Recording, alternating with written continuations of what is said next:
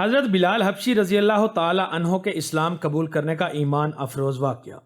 ناظرین، مکہ کے سرداروں میں سے ایک سرکش سردار امیہ بن خلف تھا، جو اپنے کفر و شرک پر اس قدر ڈٹا ہوا تھا کہ یہ اپنے وقت کا اس روئے زمین پر اسلام اور مسلمانوں کا سب سے بڑا دشمن تھا۔ ایک دن اس کو پتا چلا کہ اس کے کسی بلال نامی غلام نے بتوں کو پوجنے سے انکار کر دیا ہے اور اس نے کسی اور معبود کو اپنا رب بنا لیا ہے۔ اس نے غلام کو فوراً بلا کر یہ پوچھا کہ میں نے سنا ہے کہ تم نے کوئی اور معبود بنا لیا ہے، سچ سچ بتاؤ کہ تم کس کی عبادت کرتے ہو۔ اس غلام نے بڑی بے باکی سے جواب دیا کہ میں محمد صلی اللہ علیہ وآلہ وسلم کے خدا کی عبادت کرتا ہوں۔ یہ سنتے ہی امیہ کے چہرے کا رنگ بدل گیا اور کہنے لگا کہ محمد کے خدا کی عبادت کرنے کا مطلب یہ ہوا کہ تم ہمارے مقدس بتوں کے دشمن بن گئے ہو۔ اس نے گرجدار آواز میں کہا کہ تم سیدھی راہ پہ آ جاؤ ورنہ ذلت کے ساتھ مارے جاؤ گے، کیونکہ میں ہرگز یہ برداشت نہیں کر سکتا کہ تم بتوں کی پوجا کرنے والے کے غلام رہ کر محمد کے خدا کی عبادت کرو۔ لیکن وہ غلام جو توحید کا سچے دل سے شیدائی ہو چکا تھا، اس نے خوف میں مبتلا ہوئے بغیر بے دھڑک آواز میں امیہ کو دو ٹوک جواب دیا کہ میرے جسم پر تو تمہارا زور چل سکتا ہے، لیکن میں اپنا دل اور اپنی جان محمد صلی اللہ علیہ وآلہ وسلم اور اس کے رب کے پاس رکھ چکا ہوں، لہٰذا اب صرف ایک اللہ کی عبادت ہی میری زندگی کا مقصد ہے، میں تمہارے خود ساختہ بتوں کو نہیں پوچھ سکتا۔ یہ سن کر امیہ مزید لال پیلا ہو گیا، اور ہوتا بھی کیوں نہ کیونکہ ایک غلام نے اسے بے دھڑک جواب دے دیا تھا۔ اس نے دوبارہ کڑکتے ہوئے لہجے میں کہا کہ اچھا، اگر ایسی بات ہے تو پھر اپنی بے دینی کا مزہ چکھو، میں دیکھتا ہوں کہ محمد اور اس کا رب تجھے کیسے بچاتے ہیں۔ پس امیہ نے اپنے اس غلام کو تشدد کا نشانہ بنانا شروع کر دیا۔ واضح رہے کہ اس وقت بھی مکہ کی سرزمین گرمی کے سبب بڑی مشہور تھی۔ امیہ اپنے غلام کو دوپہر کی تپتی دھوپ میں گرم زمین پر لٹا کر سینے پر بھاری پتھر رکھ دیتا اور پھر اسے کہتا کہ محمد کے دین سے باز آ جاؤ۔ لیکن جب اس ظلم کے باوجود بھی اس غلام کے منہ سے احد احد کی صدائیں بلند ہوتی تو امیہ غصے میں آ کر اسے مزید مارتا اور طرح طرح کی دردناک اذیتیں دیتا، یہاں تک کہ اس نے ظلم کی انتہا کرتے ہوئے اپنے غلام کا کھانا پینا بھی بند کر دیا۔ صرف یہی نہیں بلکہ بھوک کی حالت میں اسے تپتی ہوئی ریت پر لٹائے رکھا۔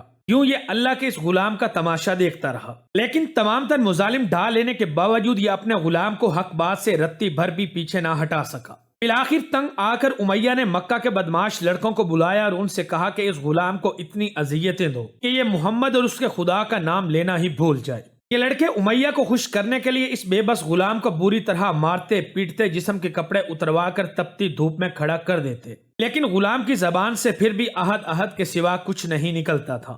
معزز خواتین و حضرات، اسلام کی راہ میں بے پناہ اذیتیں سہنے والے یہ صحابی کوئی اور نہیں بلکہ حضرت بلال حبشی رضی اللہ تعالی عنہ تھے۔ ایک دن جب امیہ آپ رضی اللہ عنہ کو مار رہا تھا کہ اچانک وہاں سے حضرت ابوبکر صدیق رضی اللہ عنہ کا گزر ہوا۔ آپ نے امیہ سے فرمایا کہ اے امیہ، اس بے بس اور مظلوم غلام پر اتنے ظلم و ستم نہ کر، اس نے تمہارا کیا بگاڑا ہے؟ یہ خدائے واحد کی عبادت کرتا ہے، اگر تو اس پر احسان کرے تو یہ احسان آخرت میں تیرے کام آئے گا۔ اس پر امیہ نے نہایت حقارت سے کہا کہ میں تمہاری اس خیالی آخرت کے دن کو نہیں مانتا، لہٰذا جو میرے دل میں آئے گا میں تو وہی کروں گا۔ صدیق اکبر اس جواب پر کافی افسردہ ہوئے، لیکن پھر بھی آپ نے اسے سمجھایا کہ اس مظلوم پر ظلم و ستم کے پہاڑ توڑنا تیرے شایان شان نہیں ہے، جس پر امیہ نے تنگ آ کر کہا کہ اگر تم اس کے اتنے ہمدرد ہو تو اسے خرید کیوں نہیں لیتے؟ حضرت ابوبکر صدیق نے جب یہ بات سنی تو بلال نامی غلام کو خرید کر آزاد کرنے کے لیے جھٹ تیار ہو گئے۔ آپ نے فرمایا کہ بولو کیا دام لوگے؟ امیہ نے کہا کہ تمہارے پاس ایک غلام ہے جس کا نام فستاس رومی ہے،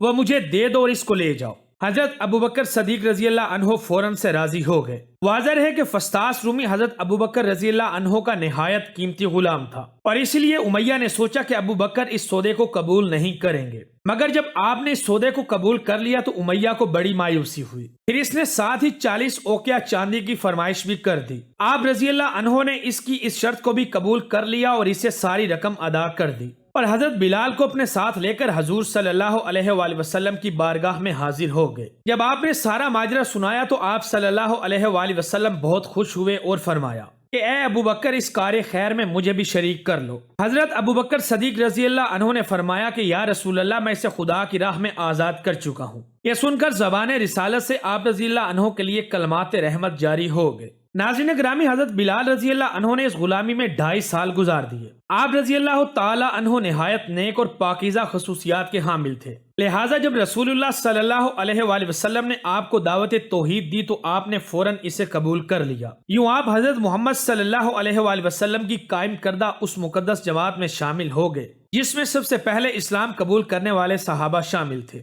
اس طرح حضرت بلال نے اپنی زندگی کو اللہ اور اللہ کے رسول اور دین اسلام کے لیے وقف کر دیا۔ نتیجتاً حضرت بلال کو اللہ پاک نے وہ مقام عطا کیا جو کسی کو نہ مل سکا۔ ویڈیو پسند آئے تو اسے دوستوں کے ساتھ فیس بک، واٹس ایپ اور دیگر سوشل میڈیا سائٹس پر بھی شیئر کریں۔